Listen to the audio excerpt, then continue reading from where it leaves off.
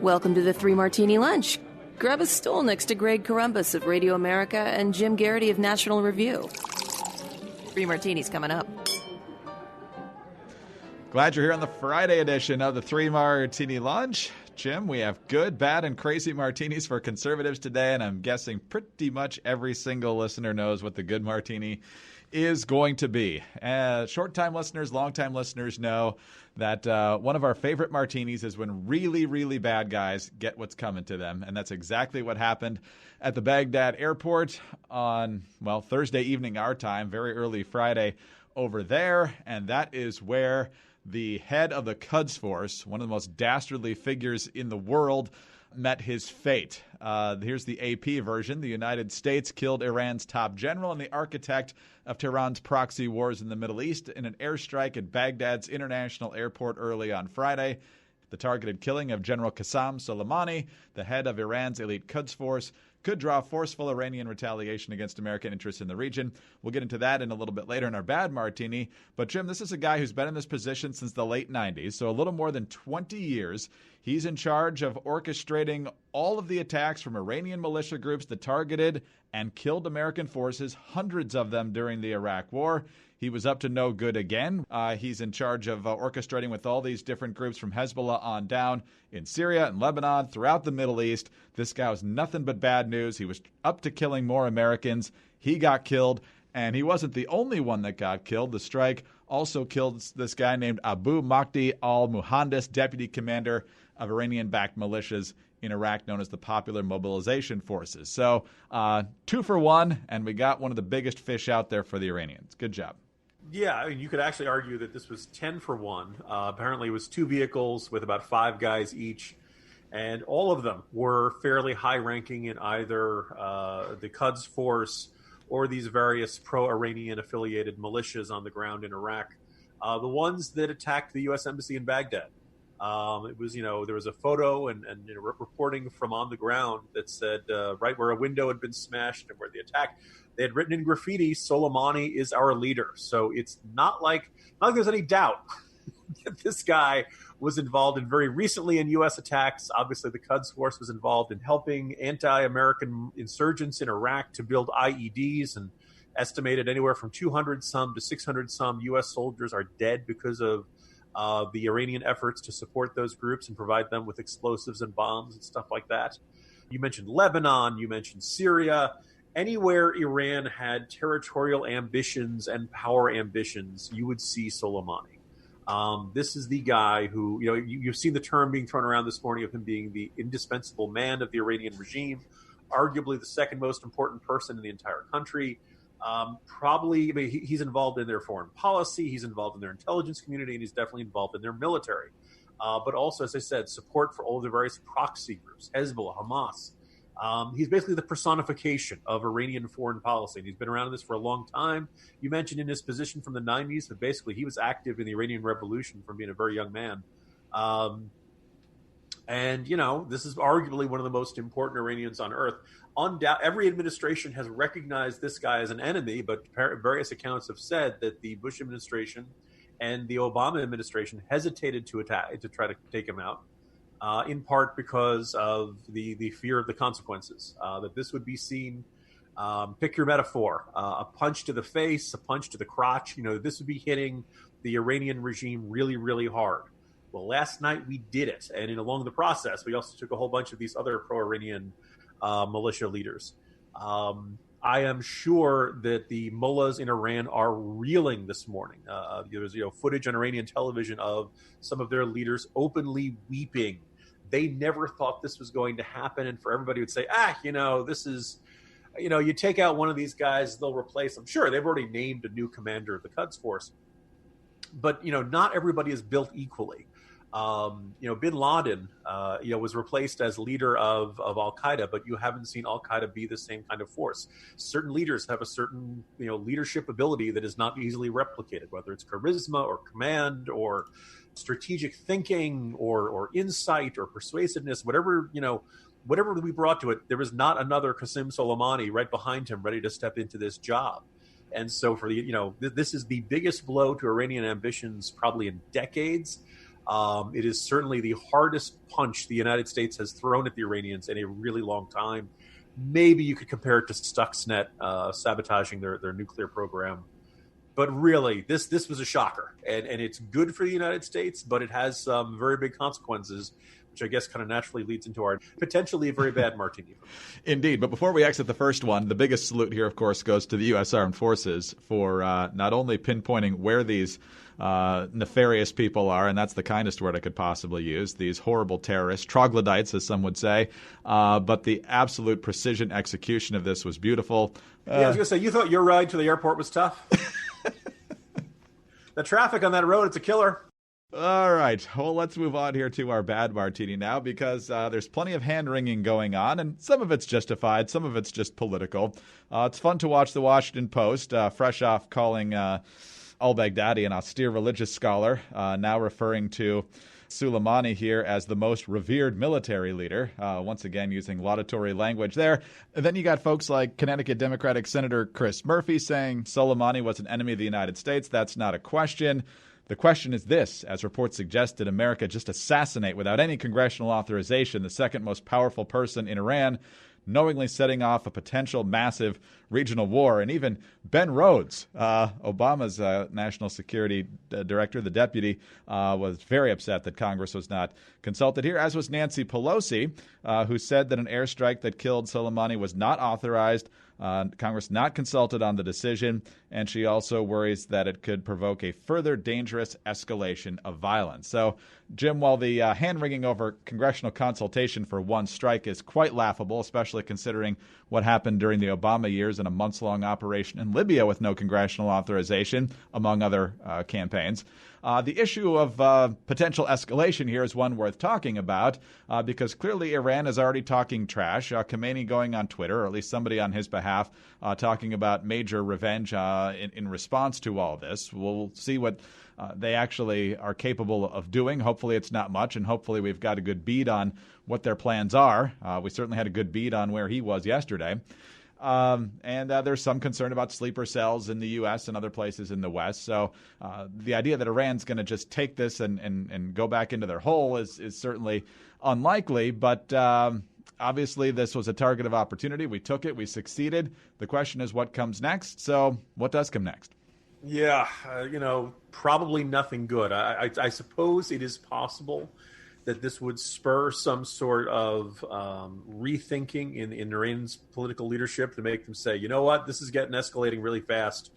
Let's calm things down and let's turn inward. But I wouldn't count on that scenario. It seems pretty unlikely. History tells us that the Iranians, when they want to hit somebody or lash out at someone in anger over some alleged provocation, they will use terrorism as a tool. We saw the drone strike on the Iranian Saudi oil fields earlier this year. We saw 2 strikes on Iranian tankers. Listeners with long memories may remember the tanker war back in the late 80s, tail end of the Reagan administration. They were putting mines in the Strait of Hormuz. Obviously, we mentioned they have proxies like Hamas and Hezbollah. They could strike towards Israel. But I think it's also worth noting the Iranians certainly are not above using terrorism. And it's, terrorism on U.S. soil is not outside the realm of possibility. They haven't succeeded in this, but we know they definitely have been sniffing around and been thinking about this sort of thing. I think they recognize that would be a huge provocation towards us and that we would respond extraordinarily strongly. Maybe this is the sort of circumstance they cross this. That's kind of our unspoken red line. Maybe they cross this at this point. Maybe they stay in the region, but you got to wonder. You got to be worried about all U.S. forces in the Middle East region. You got to worry about the folks working in our embassies. The U.S. State Department said this morning they want all Americans to leave Iraq. Apparently, there were reports that the various pro-Iranian militias may be looking to kidnap Americans. We're going to pay a price for what we did last night. This is a big deal. And I guess maybe the interesting question will be, I'm very curious to see if there was any force on this earth, maybe the Russians, maybe the Chinese, somebody who is not an ally of us, but who the Iranians would listen to, who would reach out and say, hey, you don't want to get pulled into an all-out war with the United States. I mean, maybe these groups would like to see it. Already we've seen oil prices go up a bit this morning. But look, all-out war between the United States and Iran would be bad for everybody. Now, you could argue we've been in a low level, a Cold War of sorts with the Iranians pretty much since the 1979 revolution. Somebody was saying, are you ready for war with Iran? And my point was, what do you think's been going on when it comes down to, Khobar Towers back in the 1990s? You go back to as I mentioned, the tanker war. You go back to the strikes in Lebanon on the Marine barracks in '83 and the U.S. embassy back there. Both of those were directed by the Iranians. Khobar Towers was Iranian Hezbollah, helped by the Iranian government, Iranian agents. All the attacks on our guys in Iraq over the years, and probably the most unsurprising and unnerving one was their statement that before the 9/11 attacks, they let the hijackers go through their country and did not stamp their passports so that they would not attract attention from Saudi authorities. Iran is hip deep, maybe neck deep in terrorism for a very long time, and the chances that they're going to just let this pass are not particularly good. By the time people hear this podcast, there is a chance that we will have seen some form of the Iranian response to this. It's not going to be good. Is this worth taking out Suleimani? Probably. It all kind of depends on what happens. We've taken a major player off the board. We've sent an extremely strong message to Tehran. We've basically made very clear that you are not safe, and if you decide to take actions that threaten Americans, we can take you out. Maybe that is the sort of thing that makes the Iranians say, all right, this is time for us to back away from the table, take our winnings, and lick our wounds. Or maybe not. Maybe this escalates the fight even further. We can only hope for things to not get too bloody and too bad, and exercise a little bit of caution, everybody. I'm sure various police forces in major cities and landmarks are on a little extra high alert this morning, knowing that the world's, as Brad Thor put it yesterday, simultaneously yesterday the world became a safer and more dangerous place at the same time. And with all the domestic unrest in Iran right now, I expect them to be completely whipping up the propaganda behind this to try and get the people distracted from how the mullahs and their political cronies have completely destroyed the country economically and otherwise, and trying to focus them on a common enemy again. Hopefully it won't work, but they've certainly been able to do that before. Yeah, I mean, there were some reports of if you're frustrated with the regime, you're in Iran. You're probably, if you're an Iranian, you're probably quite happy this morning. The most powerful guys in the country, one of them is now a smear on the highway outside Baghdad, and everybody else has to realize, well, wait, if the Americans could hit him there, they theoretically could hit anybody anywhere. This was a huge accomplishment for U.S. military and U.S. intelligence. I'm hoping that our sources are every bit as good as to what the Iranians want to do next. Look, we probably made it a little more likely that this regime topples in the not-too-distant future. But, that's still a very heavy lift. And, my prediction that 2020 was going to be a relatively quiet year is already disproven. Yeah, it's only January 3rd, and we've already got quite a few fireworks, some of them literal. Let's move on to our crazy martini now here, Jim. And far away from war against the leading international sponsor of terrorism, let's talk about the 2020 campaign. Yesterday, we bid a fond farewell, tongue-in-cheek, of course, to Julian Castro, who is no longer running for president this year. And then a little bit later on Thursday, we thought we saw another also-ran exiting, but not so fast. It's been a while since we've seen her. Marianne Williamson graced us with her presence at a few early debates. She talked about the dark spiritual forces, and my personal favorite was her response to the question of if you could only get one thing done, Chuck Todd asked at one of the debates, as President of the United States, what's the one thing you would absolutely make sure to get done? And here was Marianne Williamson's answer. Your first issue that you're going to push, you get one shot that it may be the only thing you get passed. What is that first issue for your presidency? And Ms. Williamson, my first call is to Prime Minister of New Zealand, who said that her goal is to make New Zealand the place where it's the best place in the world for a child to grow up. And I will tell her girlfriend, you are so on, because the United States of America is going to be the best place in the world for a child to grow up. Well, girlfriend, your campaign is not doing too well. You had to lay off everyone from your national campaign staff. But, Jim, you would think that would mean the end of the campaign. No. In a statement released by her campaign, Marianne Williamson says, I'm not suspending my candidacy, however. A campaign not having a huge war chest should not be what determines its fate. The point of my candidacy has been to tell the heart's truth, and that does not cost money. Forging a new path for my campaigns is going to be necessary if we're ever to forge a new path for our country. So then she goes through the importance of a conversation between a candidate and a voter and all the reasons she's not getting out of the race. She says there is an inherent value in talking about all these things as a presidential candidate. In my mind, the fact that they couldn't make it into the machine of modern politics is not a reason to stop talking. If anything, it's a reason to keep talking. And that's what I'll do as long as we have the resources to do it. In the meantime, it's amazing what you can do with volunteers. So, Jim, Marianne is running on fumes or something. So listeners will know we've kind of, at least I've kind of had a soft spot for Marianne Williamson since she first appeared on the debate stage, and everyone was like, "Who is that woman?" And then shortly thereafter said, "What on earth is she talking about?" And she was just kind of this delightful when she broke out the Ouija board and conducted the seance and talked about dark spiritual forces. Every once in a while you could even maybe say that, she does occasionally hit a nerve and say something, that there is something wrong kind of with this country spiritually. There's something wrong with our souls. We're not in a good place. But now it's gotten kind of ridiculous. She hasn't qualified for any of these debates. She's not doing a lot of debates. She's coming in at 0. I've been expressing irritation the last couple of days about all of these Democratic candidates, serious Democratic candidates, who seem to think that you can run for president on a little budget, that this is supposed to be cheap, that you're supposed to become the next commander-in-chief and leader of the free world, and you can do it on a couple $100,000. No, I'm sorry. You want to be the next president of the United States, you have to have the ability to raise tens of millions of dollars. I'm sorry you think that's unfair, but this is the way the world works. Think about it.